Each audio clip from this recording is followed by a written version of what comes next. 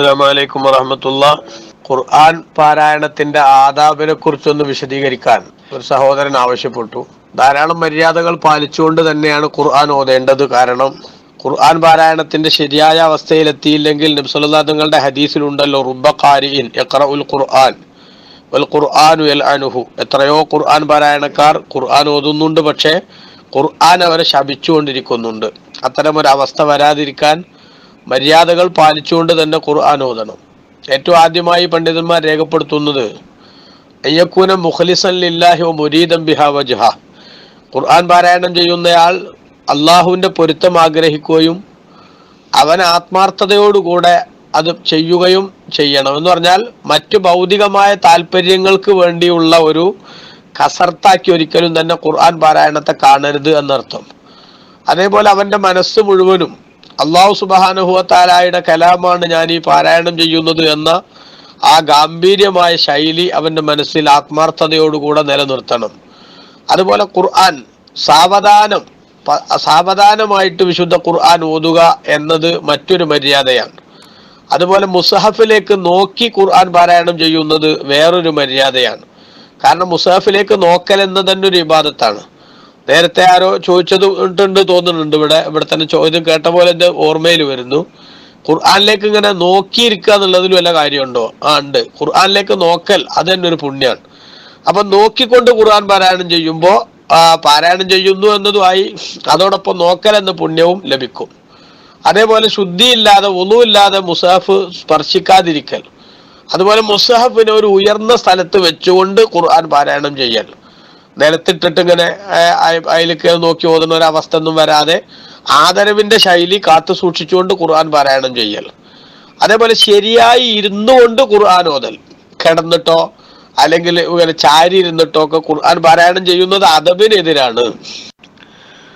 അതുപോലെ നല്ല വസ്ത്രം ധരിച്ചുകൊണ്ട് ഖുർആൻ പാരായണം ചെയ്യൽ, അതുപോലെ നോമ്പല്ലാത്ത സമയമാണെങ്കിൽ സുഗന്ധം പൂശിക്കൊണ്ടും, അതുപോലെ തന്നെ മിസ്വാക്ക് ചെയ്യൽ സുന്നത്തുള്ള സമയത്തൊക്കെ മിസ്വാക്ക് എന്ന സുന്നത്ത് എടുത്തുകൊണ്ട് ഖുർആൻ പാരായണം ചെയ്യൽ. അതുപോലെ തന്നെ വിശുദ്ധ ഖുർആൻ പാരായണം ചെയ്യുന്നതിനിടക്ക് മറ്റു വർത്തമാനങ്ങളിലേക്കും അതേപോലെ തന്നെ ചിരി കളികളിലേക്കും ഒന്നും പോകാതിരിക്കൽ. ചില ആൾക്കാരുണ്ടല്ലോ, ഖുർആൻ അങ്ങനെ ഓതുണ്ടാവും, അങ്ങോട്ട് നോക്കി ഇങ്ങോട്ട് നോക്കി, അതിൻ്റെ ഇടയ്ക്ക് ഓനോടൊന്ന് വർത്താനം പറഞ്ഞ് ഇപ്പുറത്തെ എന്തെങ്കിലും കാര്യങ്ങൾ പറഞ്ഞ് ആ നിലക്ക് ഖുർആൻ ഓതുന്നു എന്ന ശ്രദ്ധയിൽ നിന്ന് തിരിഞ്ഞു പോകുന്ന സംഗതികളില്ലാതിരിക്കൽ. അനിവാര്യമായി വല്ലതും പറയേണ്ടി വന്നാൽ പറയുന്നത് തെറ്റാണെന്ന അർത്ഥത്തിലല്ല. അതേപോലെ വിശുദ്ധ ഖുർആൻ പാരായണം തുടങ്ങുന്ന സമയത്ത് അഊദു ബില്ലാഹി മിനശ് ശൈത്വാനിർ റജീം എന്ന് ചൊല്ലൽ, അത് സൂറത്തിന്റെ ആദ്യത്തെന്നല്ലെങ്കിലും ഫൈദാ ഖറഅത്തുൽ ഖുർആൻ ഫസ്തഇദ് ബില്ലാഹി മിനശ് ശൈത്വാനിർ റജീം എന്ന് ഖുർആനിൽ തന്നെ നമുക്ക് കാണാമല്ലോ. അതുപോലെ തന്നെ സൂറത്തുൽ ബറാഅത്ത് അല്ലാത്ത, തൗബ സൂറത്ത് അല്ലാത്ത എല്ലാ സൂറത്തിലും ബിസ്മി കൊണ്ട് ആരംഭിക്കൽ, അഊദു കഴിഞ്ഞ് ബിസ്മി ചൊല്ലിക്കൊണ്ടാണ് എല്ലാ സൂറത്തും ആരംഭിക്കേണ്ടത്. അതുപോലെ ഖുർആനിന്റെ ക്രമം അനുസരിച്ച് പാരായണം ചെയ്യൽ സുന്നത്ത.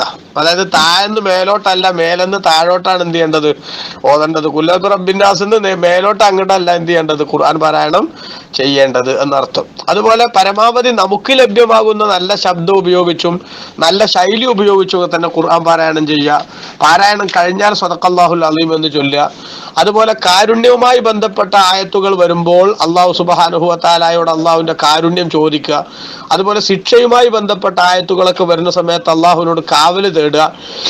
ഇങ്ങനെ തുടങ്ങിയിട്ടുള്ള സംഗതികളെല്ലാം ഈ ഖുർആൻ പാരായണം ചെയ്യുന്ന സമയത്ത് നമ്മൾ ശ്രദ്ധിക്കേണ്ട കാര്യങ്ങളാണ്. അതുപോലെ തന്നെ വത്തീൻ വസ്സൈത്തൂൻ എന്ന് പറഞ്ഞ സൂറത്ത്, ആ സൂറത്തു തീൻ, അത് പാരായണം ചെയ്യുന്ന സമയത്ത് അവസാനത്തിൽ അലൈസല്ലാഹു ബി അഹ്കമിൽ ഹാക്കിമീൻ എന്ന് പറയുമ്പോൾ ബലാ വാന അലാ ദാലിക മിനശ് ഷാഹിദീൻ എന്ന് ചൊല്ലുന്നത് സുന്നത്താണ്.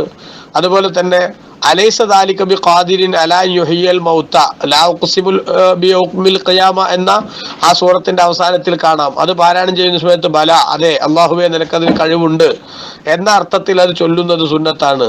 ഫബി അയ്യി ഹദീസിൻ ബഅദഹു യുഅ്മിനൂൻ എന്ന് സൂറത്തുൽ മുർസലാത്തിലുണ്ട്.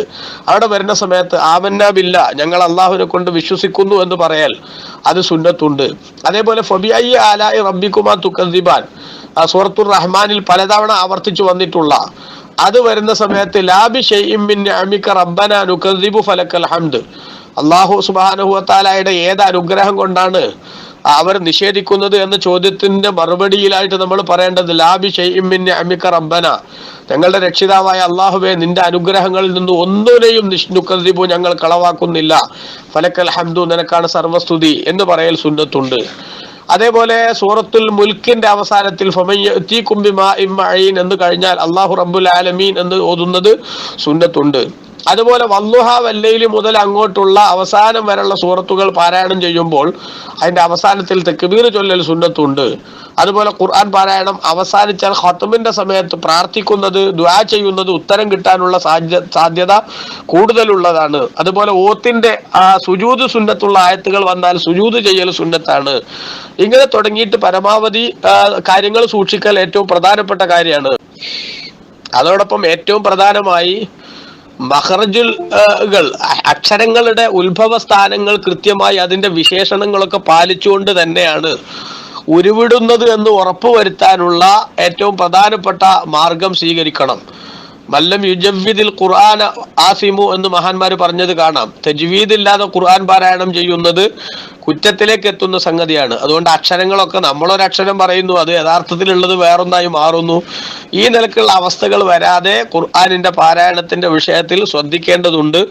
അങ്ങനെ പരമാവധി ശ്രദ്ധയോടുകൂടെ ഖുർആൻ പാരായണം ചെയ്ത് വിജയിക്കുന്ന ഭാഗ്യവാന്മാരിൽ നമ്മെ എല്ലാവരെയും അല്ലാഹു തആല പെടുത്തുമാറാവട്ടെ. ആമീൻ. അസ്സലാമു അലൈക്കും.